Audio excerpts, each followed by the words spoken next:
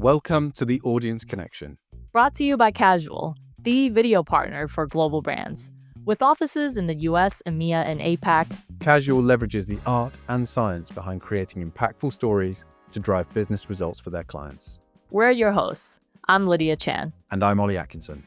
Hey, welcome back to the Audience Connection. So this is part 2 of my conversation with Phill Agnew. So if you have skipped ahead, please go back and have a listen to the other one, because that's all about how you capture attention. In this one, we're going deeper in how you turn that attention into action. So we're covering fluency, how you make your content effortless and boost persuasion, friction, how the right kind of barrier can actually make people value the message more, and focus, why narrowing your story helps it land harder. So they're not just theories. Phil's got loads of practical tweaks you can make in your next video campaign. So let's dive in. Here's part 2 with Phill Agnew.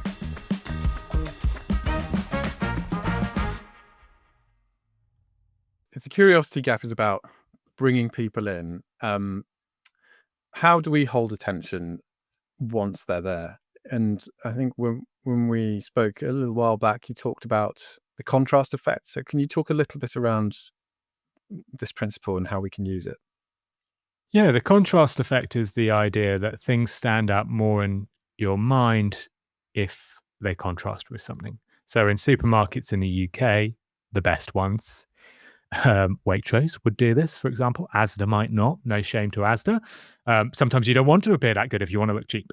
But Waitrose would typically have, for example, in the fruit and veg section, contrasting colors of fruit and veg next to each other. So you put the ripe red cherry tomatoes next to the deep green cucumbers, and next to the deep green cucumbers you might have the special yellow courgettes on sale, and next to the yellow courgettes you have the deep purple blueberries, and that contrast makes everything seem more elevated. So if you put everything green in one place, it wouldn't look as delicious as if you shape it up and you put a contrast in there. And that's a very literal example of the contrast effect. And literally what's happening in our mind is it's two things that are slightly different. You see them and you're more likely to recall them, pay attention to them, remember them, that sort of thing. The contrast effect is used in videos in all sorts of ways when if our brains are basically constantly looking for patterns, and if something disrupts that pattern, we're more likely to pay attention.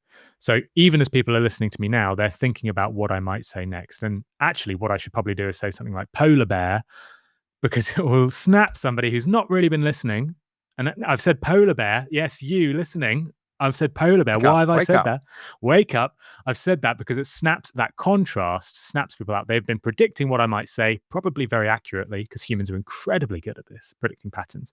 And then when I said polar bear, they paid attention because it was slightly different. And the contrast effect can be used in lots of different ways in video creating, the most classic being fast cuts. So you cut through things really quickly, and that constant contrast keeps us engaged, keeps us hooked. That can be overused. And so you can find different ways to do that. One shots can now be incredibly effective in the same way because they contrast from different films. Just look at A Boiling Point, classic example of a feature film that was incredibly successful because it used a one cut rather than multiple cuts. Adolescence, by the same producers for the same reason. And that wouldn't be as effective if every Netflix documentary was a one cut. It's partly the fact that it contrasts with everything else. The other way you can use contrast effect, we spoke about MrBeast at the start, and I don't love using him as an example because I think, catering to a bunch of 11-year-olds isn't exactly the most difficult thing to do in the world. But he is successful nonetheless, and there's a lot you can learn from him. I did actually do a whole episode where I broke down the psychology that MrBeast uses. And one of the things, and this was one that I don't think anybody has spoken about, he uses the contrast effect in such an interesting way. So there's an interview of him with a creator. He's a tech guy. And the tech guy's looking at all of his cameras and all of his incredible, he's spent more money on cameras. He's got this incredible studio. He could record in 4K. He's got all these high-tech stuff. And then the guy goes, hold on, you only publish in 1080p. So it's a much lower resolution. But why do you only publish in 1080p? MrBeast gives some answer like, oh, we just want to make it seem like it's just, with the guys. That's the worst American accent you'll hear all day, but at least a bit of contrast effect. We just want to make it seem like you're watching a video of one of the guys. We didn't want to make it seem too highly produced. You sort of could mull over that. No, actually what he's leveraging there is the contrast effect, because what you're watching is a video where somebody has the chance to win £1 million. In British TV, you would never see that unless you were watching the most crisply produced, probably BBC or ITV, probably not Channel 4, Channel 5, definitely not Sky. Actually, maybe Sky, but not Dave, because they wouldn't be able to afford it. It would have to be incredibly. Davina McCall would have to be on there, or Anton Deck, like the most insanely created. Who Wants to Be a Millionaire? Another example. You can picture it. Studio lights. Everything has to be created. Here, you're watching some random-looking, standard-looking American kid in jeans and a jumper who's mumbling through his words, can't even speak very clearly, who's also giving someone £1 million. And there's something in that contrast. It's 1080p. It's not crisp. He's not dressed up in a suit. I mean, it's changed a bit recently, but traditionally, it's just jeans and jumpers. They're mumbling through jokes. They've got that really weird, like meme style font that they use. Everything looks low production. And yet at the same time, they're basically giving out more money than Who Wants to Be a Millionaire has given out in its history. And that contrast can keep people engaged as well. So in terms of keeping people hooked, your question at the start, I think the curiosity gap works actually even better. So keep giving these different snippets. In a little bit of time, I can tell you something that will increase your email open rates by 100%. I could just drop that in there. I don't know if I actually can, so don't keep listening just for that. But that would be a good thing to do because it keeps people hooked. Oh, I wonder what that is. But the contrast effect can work as well. These fast cuts, having a bit of contrast can keep people paying attention to things that they might otherwise sort of tune out of. Polar bear. Well, the I guess brands are sometimes a little bit, when you talk about using audio and visual contrast, we do that a lot in the editing process. And I think brands are sometimes a little hesitant to play with their brand colors and put that contrast in because it breaks consistency. So do you think that's just habit? Do you think there's an opportunity there to start to play with the visuals of their brands and bring in second palettes and do that, use that? Or I definitely think people should. And I think part of the issue is most people haven't trained in storytelling. I haven't trained in storytelling. And when we are told to write a storyboard or a script or even a short story, we go in a very linear fashion. We think, okay, let's start the story. A story begins at the beginning and ends at the end. And what the best storytellers do is they cut it up. So the best storyteller will start with the ending in some cases. The best example I can give of this, because most people who are watching this, who are listening to this, have watched it. The US Office, incredibly successful. Probably still watched by some of you tonight. Some of you will watch the US Office tonight. It's like one of those shows that people have probably watched multiple times. If not, they've probably watched it at least once. Every single episode of the US Office has a very standard but very effective storytelling technique. They start with a joke, we all know that, and then they go into the storyline. But the storyline always has two parallel stories going on at the same time. There will be a story about Jim and Pam, and there'll also be a story about Michael, Scott, and Dwight. Or there'll be a story about, I'm going to forget all the characters' names. There'll be two different parallel things happening at the same time. And every 3 or 4 minutes in the story, they'll jump between the other one. And sometimes the stories will converge, sometimes they won't. It doesn't really matter. All that's happening is you're learning about two different stories at once. It helps with the curiosity gap, helps with the contrast. And I think this is something that we often get wrong when we think about brand storytelling, is we think we just have to tell people how great our product is. We just have to tell people how wonderful our service is. Actually, what you can do is weave two different stories in at once. If you're selling whiskey, why don't you start telling a story about the history of whiskey, about how it was created thousands of years ago, the first whiskey ever drunk, go to location about where it was drunk. That would be an interesting storyline. And then weave in at the same time what you do, how you create whiskey today, shots in the actual distillery, shots of the actual factory, conversations with the brewer. Weaving two different storylines together can be very effective. We spoke at the start about this 61-kilometer hike I did to give a talk. The main reason I really wanted to do that is because I wanted to give a talk that had two storytelling components in it. I didn't just want to talk about the psychology of effort, because I think it's interesting, but it can get boring. So half of the talk was about that. The other half was about all the weird things that I saw on the 61-kilometer hike. Like I saw a holiday park called Sandy Balls. Interesting. I took a picture of my favorite shop that I saw, Rags to Stitches. What a name. I saw a mobile bus cleaner. I saw ponies. I got trench foot twice. I had blisters that literally had their own gravity. All this stuff. It's fun. Like, it was fun to be able to have a story which was half that. So I would do a slide on that, and then I would weave back into the psychology of effort, and then another side about sandy balls, and I'd weave back into the actual effort. And that made the talk, I hope, I don't know, but I think it made it more engaging. And if it works for the US office, it will almost certainly work for a fairly dull, in some cases, branded video about a whiskey distiller. I think if you can weave two stories together, you can use that contrast effect. You then naturally get fast cuts. You then naturally get the curiosity gap because you've never finished the story. You're always weaving between something else. It's a great technique that I think really can work.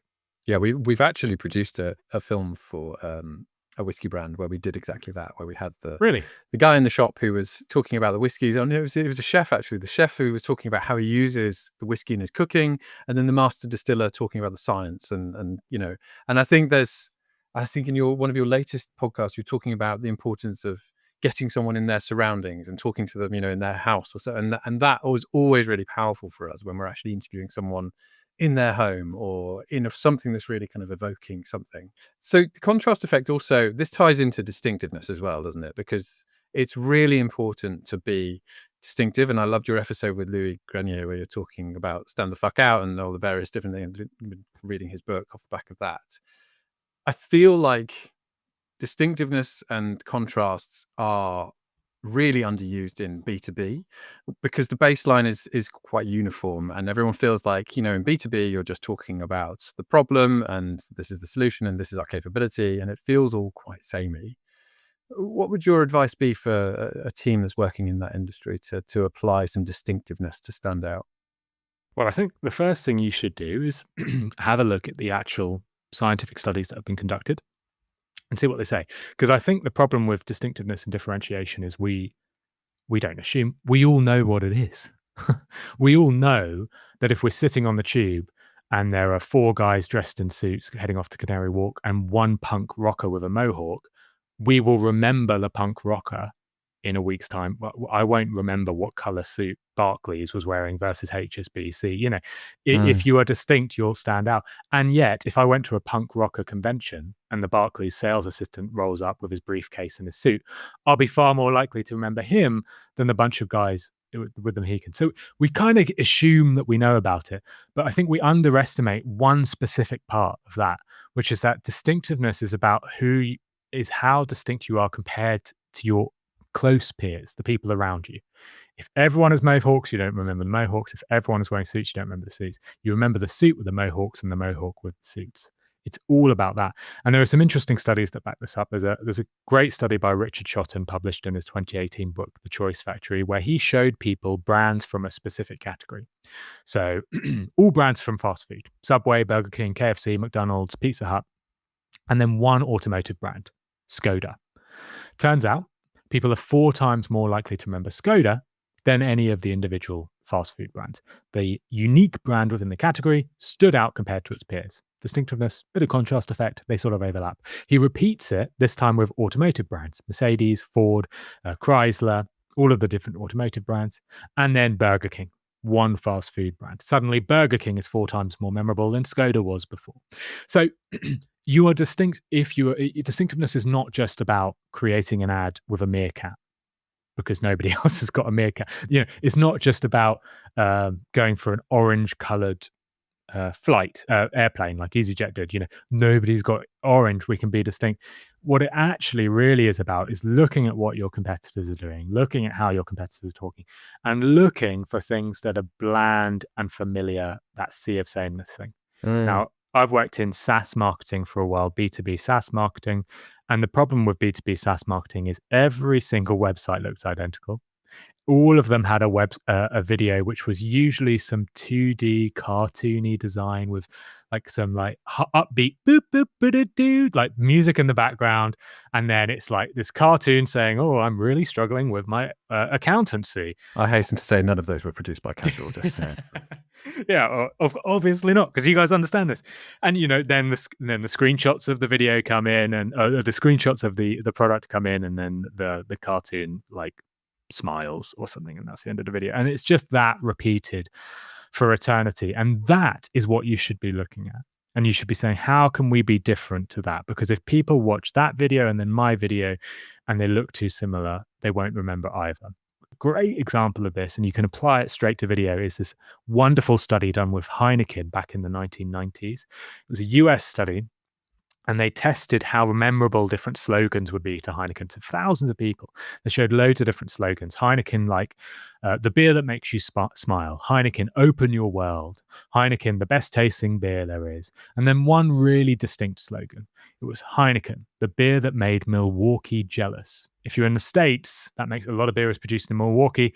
That's a very distinct message. You're not used to hearing a multinational Dutch beer company come up with a message like that. It stood out. And that was, the recall on that was 85%. The recall on the vast majority of like Heineken Open Your World was 6%, much smaller. Problem is, of course, these big Dutch multinationals, very risk averse. They think, well, we can't possibly say the beer that made Milwaukee jealous. Let's say Heineken Open Your World. Let's go with that. And that's what they did. And even though you've probably seen that slogan, yes, you listener, you've probably seen that slogan about 1,000 times. I guarantee you probably don't remember it because totally there's nothing distinct about it whatsoever. And the same is true for videos. If you create a video which looks like all of your competitors, maybe this works for the very top of the market share. Coca-Cola can get away with this. McDonald's can get away with this because they just need mere exposure at that point. Anyone who's not in the top three, they need to be distinct. If they're an underdog, they need to stand out.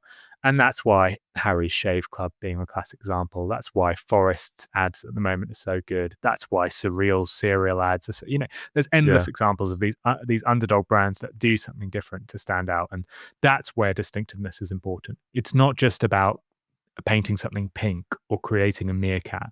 It's about looking carefully at your rivals and coming up with something different. Yeah, I feel a bit sorry for the compare the meerkat because they changed, didn't they? And everyone just copied them. And so all of a sudden the whole sort of compare the market industry is bonkers and opera singers and cows and things, and so which can I just finish?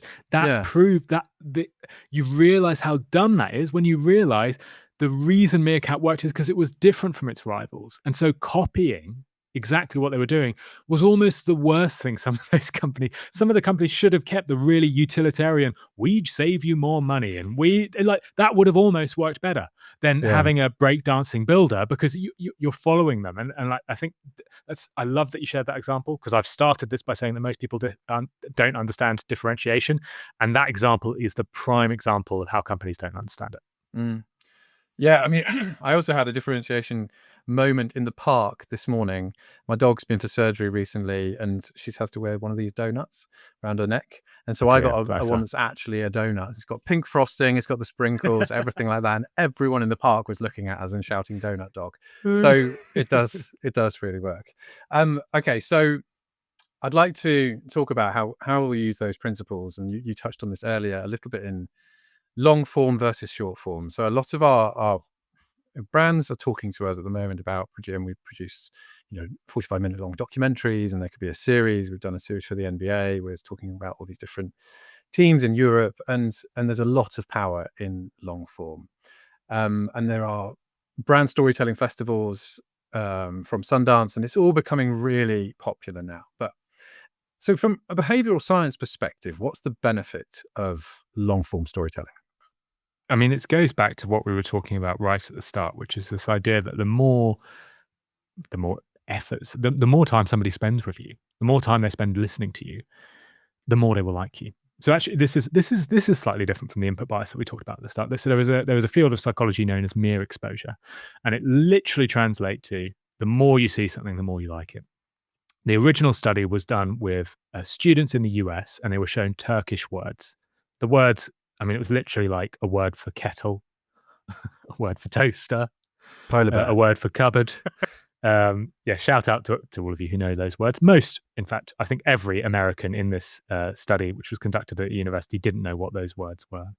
They were asked to read the words, and they were looking at the words. So we're looking at the actual the words, and they were asked to say, which word do you think is like the most attractive, or which word do you like the look of the most? It's kind of that classic example of like Brits getting a tattoo of the Mandarin word for like kettle, not because it means anything, just because it looks nice, or like which looks nice. Anyway, what they did in this experiment is sort of unknown to the participants. They just showed one word more times. So one kettle came up like 5 or 6 times when they were flipping through the words. Pretty much all of them didn't acknowledge this, because if you're looking at words you've never looked at before, especially words, you're not really paying attention to like, oh, does that one have an extra dot on the top, or is that one slightly different? You don't really notice it. And they repeated this with Mandarin characters as well, where it's even harder to notice the difference because it's literally just a slight curve on a line, that sort of thing. And then they asked people at the end, okay, out of all of these different words you've been looking at, which one did you prefer? And consistently, everybody ranks the one they had seen more times as the word they prefer. They repeat the experiment. They don't show kettle 6 times. They show cupboard 6 times.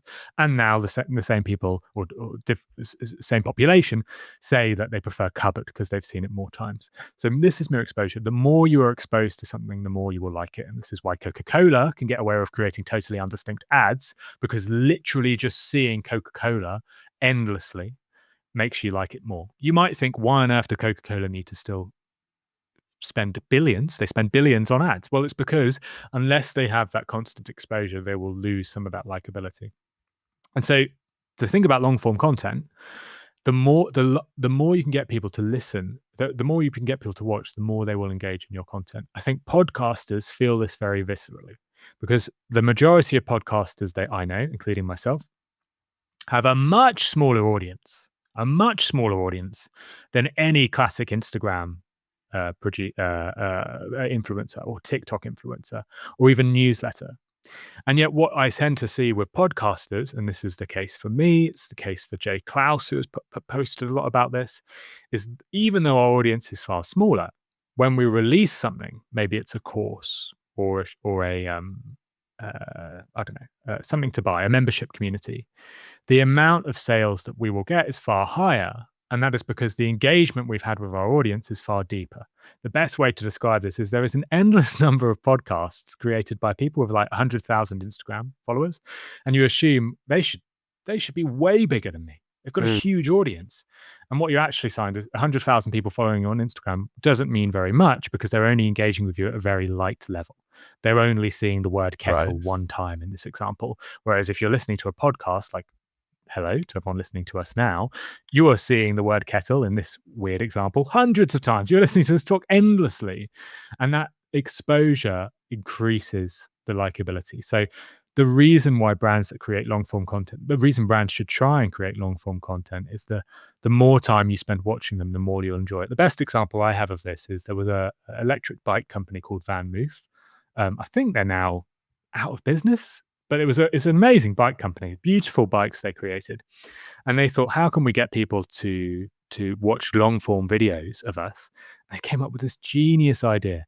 Their bike, it's an electric bike. It has a GPS in it, and it detects when it's been stolen, and it will send off a GPS notification. And they have a team that they called the Bike Retrievers, something like a cool name for them.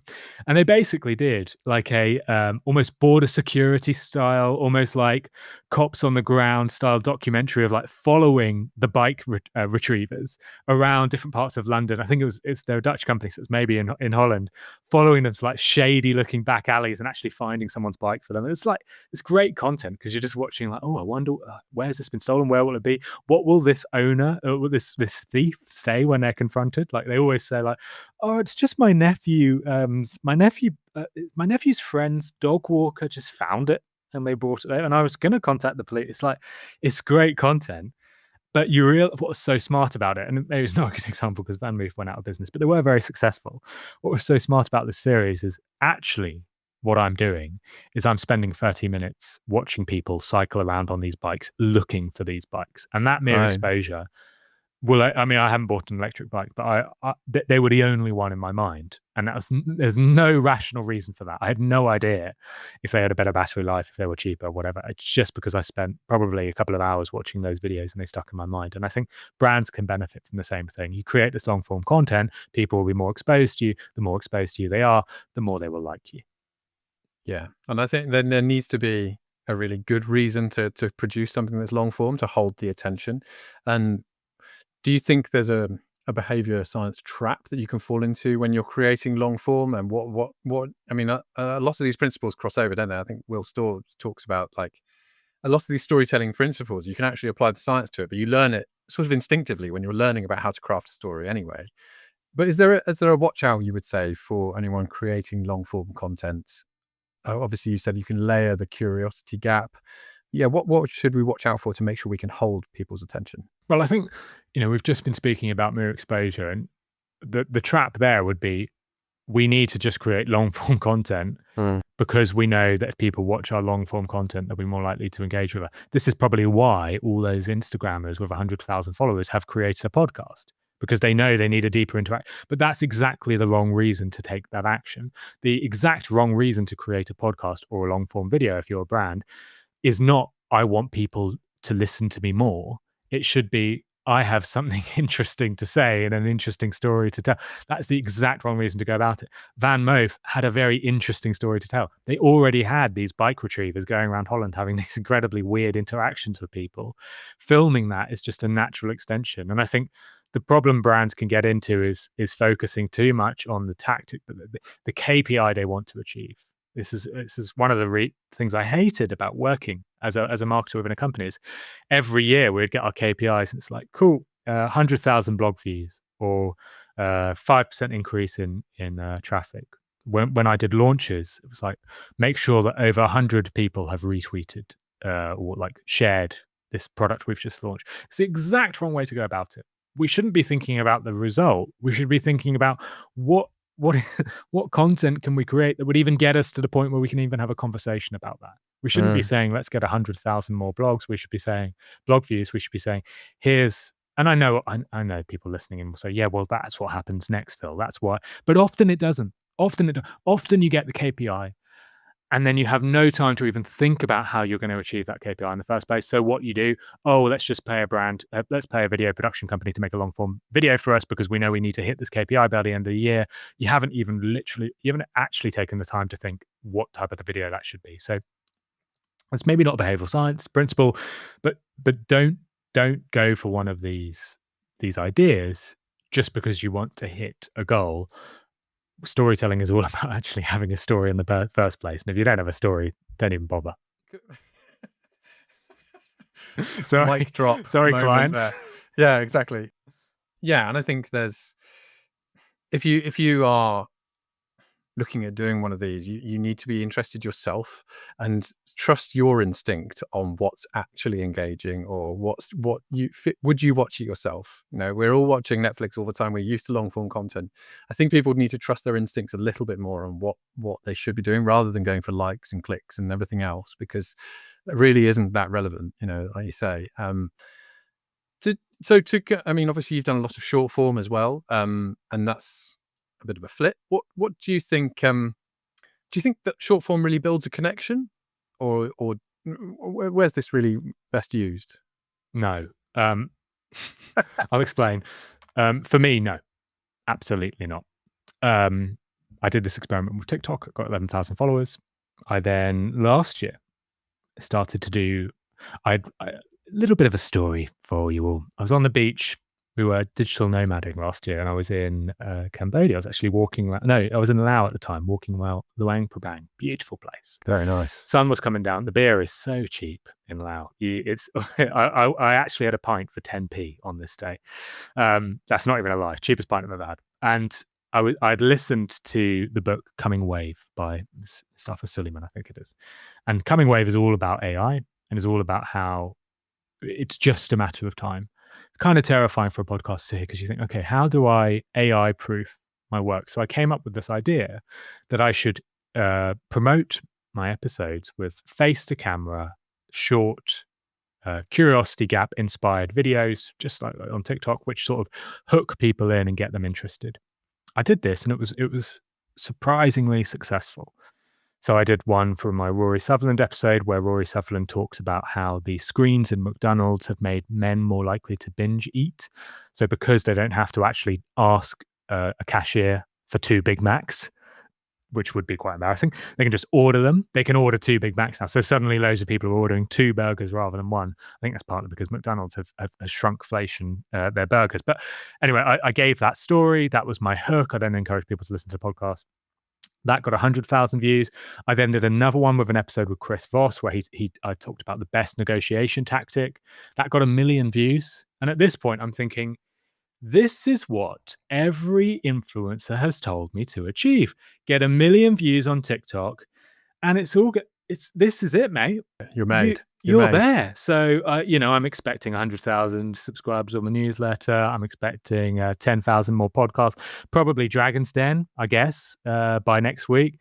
What happened when I got 1 million views? We were, as I said, we were overseas, and I'm British, so I got a bit suntanned. My nose was a little red because I've got a bit of a protruding nose, which fortunately you don't have to look at if you're listening to this. But the number one comment on this TikTok I did about Chris Voss. Chris Voss is he's FBI negotiator. Number one comment, why am I listening to this red-nosed bastard? Number 2 comment, oh, here we go, Rudolph's got business advice again. I was like, oh, that's not important. Everyone gets hate online. That wasn't the problem. The thing was, I'm able to track everything. I was able to track my email newsletter subscribers. I was able to track how many people actually went to listen to the episode. It did nothing. It didn't drive people there. And this is my bedbug with short form content, especially on platforms like TikTok and Instagram and Twitter and LinkedIn, even to some extent. They have no incentive to take you away from that platform. So if your goal, which is my goal, if your goal is to drive someone else, I need people to leave. I don't want to be a TikToker. I want to be a podcaster. And to be a podcaster, I need people to come and listen to my podcast. I don't think TikTok and Instagram is good for that, because I don't think people will go from one platform for another. TikTok and Instagram is fantastic if you want to be a TikToker, if you want to be an Instagrammer, if you want to build mere exposure, because you can get lots of exposure on there and you can create content for that. But that's not what I wanted. The only platforms that I really care about is LinkedIn. I think the quality of conversation on there is really good, and I don't mind that people won't come and listen to my podcast if I post about it. I still think there's a good conversation to be had on there. And YouTube, because I can pretty much put the podcast on there anyway. So people can actually consume the long form content as well. For me, TikTok and Instagram wasn't very useful because I needed to drastically change the content I created, and it wouldn't even drive people to the content that I loved creating. And plus, people would call me a red-nosed wanker, and I'm far too self-obsessed to like that. So for me, it didn't work. For others, it definitely will. For brands who want exposure, yes, of course, you got to be on TikTok, and you can be on people's feeds. You can build up that mere exposure. You can be kettle, that word that people saw 6 times. But if you're small enough that you just want people to go and do something else, I don't think it's particularly valuable. So, and it's where your audience is, right? So, if they're not there, they're not going to move over to LinkedIn all of a sudden and start engaging with your content. So, I'd like to take you back a couple of years. And so you were a guest on Marketing Against the Grain a couple of years ago, and you talked about the ICAT study, which was amazing. It took me back to my psychology A-level and the Milgram study and all that sort of good stuff. But the anthropomorphism of AI, there are these dangers of vanilla content coming out. These are all the things you were saying a couple of years ago. So I'd love to kind of bring you up to date and see where your thinking is at the moment. Are you more worried about AI in our content marketing now, or have you shifted to a quiet optimism? It's quite a funny podcast, that, because Marketing Against the Grain have sort of gone all in on AI. Yeah. 2 hosts are big believers in it.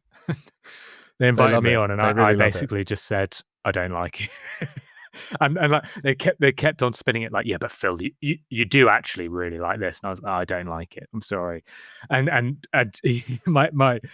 my views have changed a little bit, but we spoke about anthropomorphism, but we also spoke about this, and I think this is a really serious point that creators, brands, artists have to encounter, which is that in every study with AI versus human-generated content, you will find that some people will occasionally, and often will pick, you can show people as an experiment you can do where you can look at 2 pieces of art, and the vast majority of people will pick the art which is AI-generated versus the human one, because it just looks nicer. It's a bit more symmetrical. It's got squares on it. The other one you're not naturally drawn to it.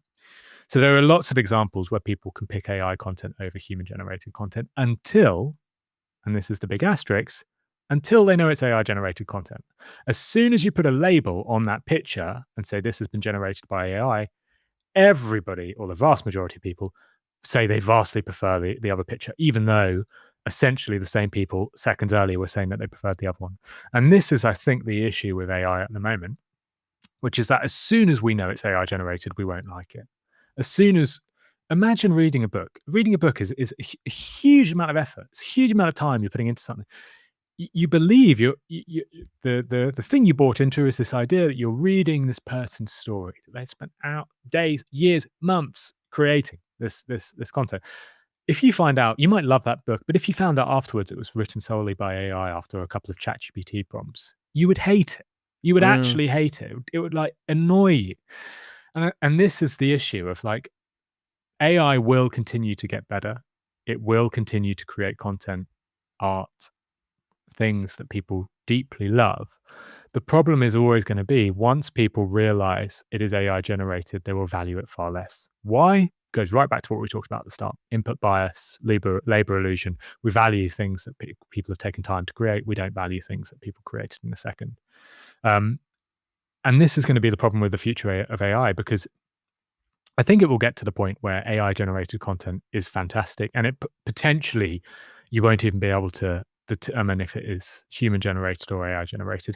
I think if we get to the point where that is the case, I actually think there'll be legal there'll be like rules that come in that actually force AI generated content to be classified as AI generated. Because I think we get to a potentially quite worrying place as humanity if we are no longer able to really determine whether we're talking to a human or an AI. I think legally there'll be some. We're right at the start at the moment. We already know that there's a lot of pressure to never have a chatbot, which is AI generated, ever appear to be a human. I think that already we know that's a no-no. I think the same will happen with music. I think the same will happen with art. I think the same will happen with books. I think the same will happen with podcasts. I don't think you'll get to the stage where J.K. Rowling is using AI to write the next Harry Potter. I think you could get to the stage where J.K. Rowling has died and someone uses AI to, that'll be very obvious there that it's AI generated. But the problem is, as soon as people know that Harry Potter 7, 8,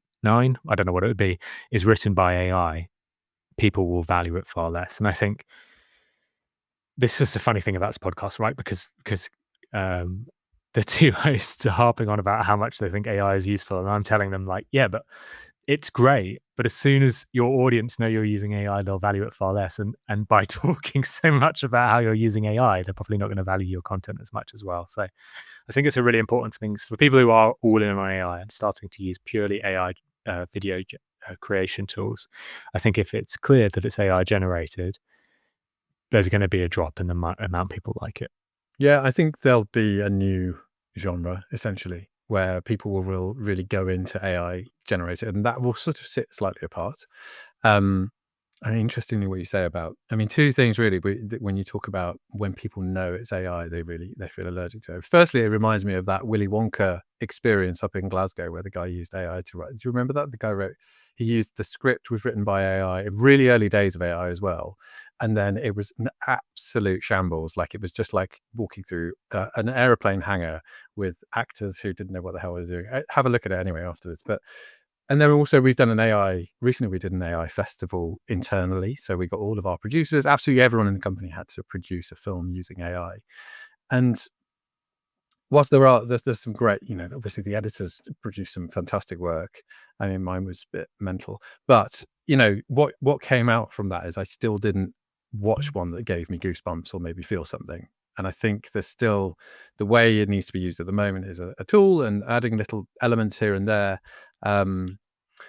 So yeah, I think, and you talked in that podcast about Sam Tatum, I think it is, and his evolutionary ideas and newness and sameness. And I think that still stands, right? Like let's use AI and try and come up with ideas, but then use humans to actually pull it in a different direction and bend it and turn it into something interesting. Yeah. I really don't want listeners to think that Phil's just a Luddite who lives under a rock and has only ever asked ChatGPT once for the weather, and it didn't even give him value. I at the start of the year, I started to create I believe in this stuff. I think it was Nexus at the start of the year, another book that sort of harps on about the power of AI. I thought, okay, I have to engage it more. I started to create 2 episodes a week. And the second episode was heavily produced with AI. It was still me talking. It wasn't edited with AI. I would get AI to go and summarize research papers, to help me write the script, to help me create the content. Created these second episodes, and they just weren't as good. There's no two ways about it. They just weren't as good. I could tell. I knew the listeners could tell because the content was. There was something that it just wasn't quite there. Of like, it's too many words it's using, or it's too little, or it's not making the imaginative jumps. I can't really put into words what the difference was, but it wasn't there. And I think that's how we've got to approach AI at the moment, is try it and see how close you can get. I mean, scrolling through LinkedIn, that's the social media platform I use. You can just tell when someone's doing something with AI, and it's not even the M dashes. It's like the therefores and all that rubbish. It's just like you can see it immediately, and it's just easy to be like, well, block.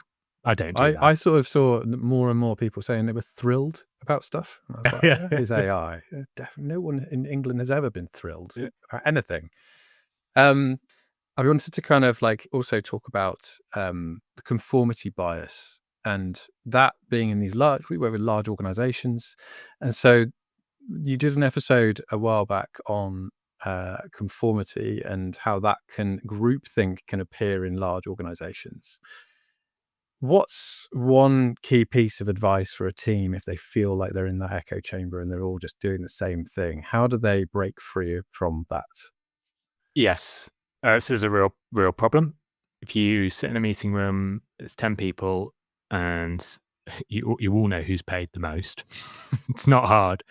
I'd love that would be a great YouTube video, actually. If Indeed ever want a video, go and speak to Ollie, and you should do a video, which is you get a load of people in the room, and you say, everyone point at the person don't tell them beforehand what you're going to do. Everyone point at the person who's the most well paid and see how accurate they are. I reckon 99% accuracy. Everybody has an idea. So you always know who the most powerful, highest paid person in the room is. And we can't help, this is natural human tendency, to shift our views, our perceptions, our ideas to make sure they conform to whatever the most powerful person in the room. It doesn't always have to be paid. Sometimes somebody can be extremely talented in other reasons, but we shift our ideas to try and match what we assume they will like. I could now give thousands of examples of politicians and business leaders who follow naively the advice of their subordinates who are simply just telling them what they want to hear. The best way to counter this is to never, ever brainstorm. So brainstorming is like one of these classic, and maybe people don't call it brainstorming anymore because it just sounds cliched and 80s, but people heard it still... called a thought shower? Oh, it's a thought shower. Thought shower. Get your umbrellas out, folks. We're thinking. What people do now is they still get into a meeting room. They get this ridiculous KPI of let's hit 100,000 blog views this year. And the boss goes, all right, let's hear your ideas. Let's hear your ideas. What are your ideas? And everyone has to then, someone has to start, someone has to give their idea. It's totally the wrong way to do it. Read Sheena Iyengar's latest book, fantastic researcher. She did the stuff on choice paradox. She's now doing a lot of stuff on groupthink and brainstorms. Every single study proves that this way of creating ideas is inherently flawed, because what happens is as soon as the boss says, I like that, every other idea after it is subtly changed, tweaked, removed. It doesn't even matter. And who goes first, the response to that, it drastically influences everything. What you should do if you were given a goal as ridiculous as let's get 100,000 more blog views this year, or let's create long form content, or whatever else it might be, is you should ask everybody in the team to come up with ideas independently. Spend an hour working on those ideas independently. Do not come up with them on the spot in the meeting. And then come to the meeting, ask everybody to present their ideas. Don't give any feedback whatsoever. Just watch the ideas, hear them, learn from them. Even this is slightly flawed because technically people's ideas could change based on what they've heard before. So if you want to get really good, get them to record it beforehand and watch the recordings, and then independently rate them or anonymously. So everybody writes down a score, can be on multiple scales, but rate them. If it's a video, how creative is it? How likely do we think it will be to hit our goals? how costly will it be? And, that's obviously a negative framing of the score. Independently rate them and then look at the results. That is what you need to do. And then, of course, you can have a conversation. I'm not saying people can't communicate, but I'm saying that humans, we are not designed to brainstorm. We didn't evolve 100,000 years ago to sit in a meeting room and come up with a great idea for a TikTok. We evolved to survive, and surviving meant following the leader and making and pleasing the leader in order to assume that you weren't outcast from the group. And that exact trait is exactly what makes brainstorming so awful today. So do these things, and I've worked for 10 years as a marketer in tech companies. I've never ever seen this done once. And you could say that's partly my fault, but look, I never got to the position of CMO, so I wasn't able to implement it.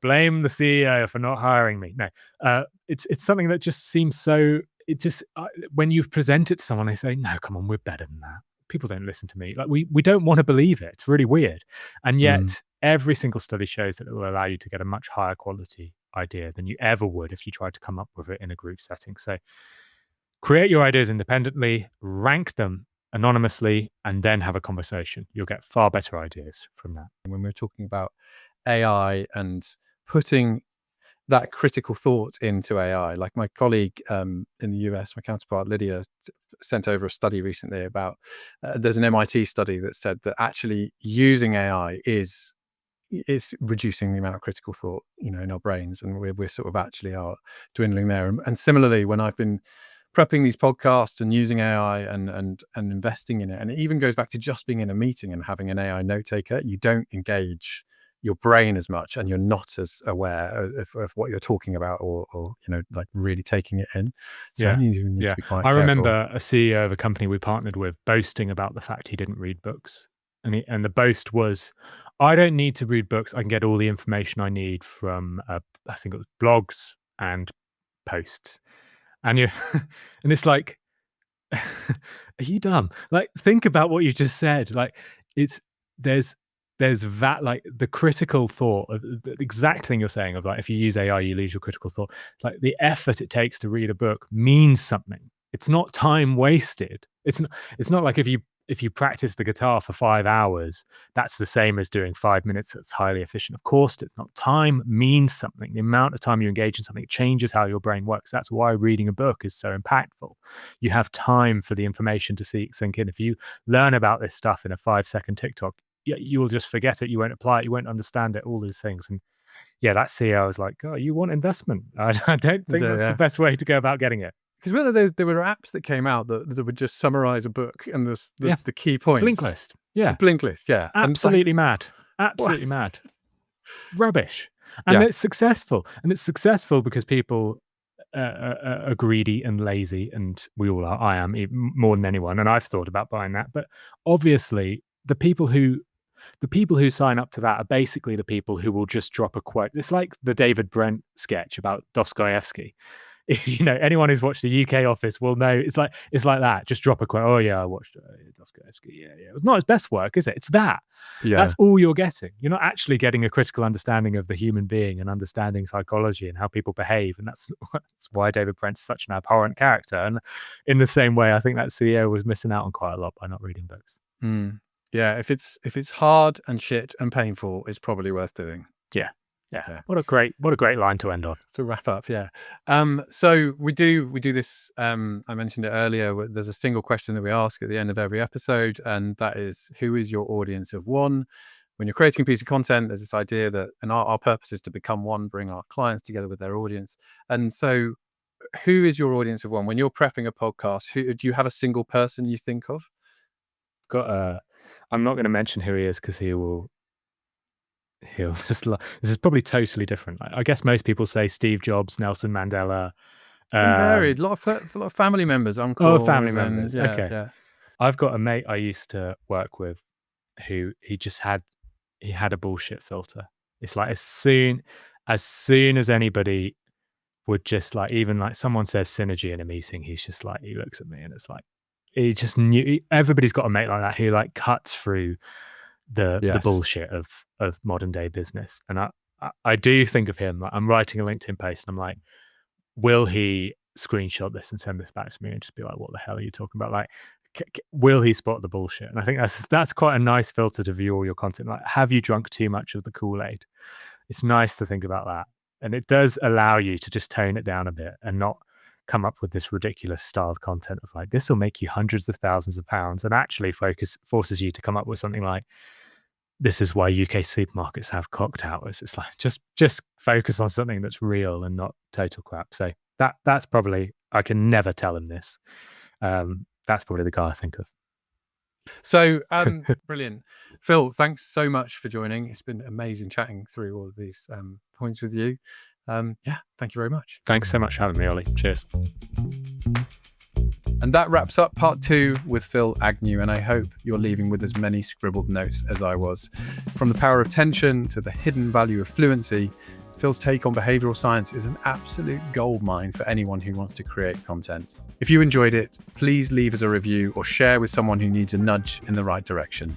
And we'll see you next time.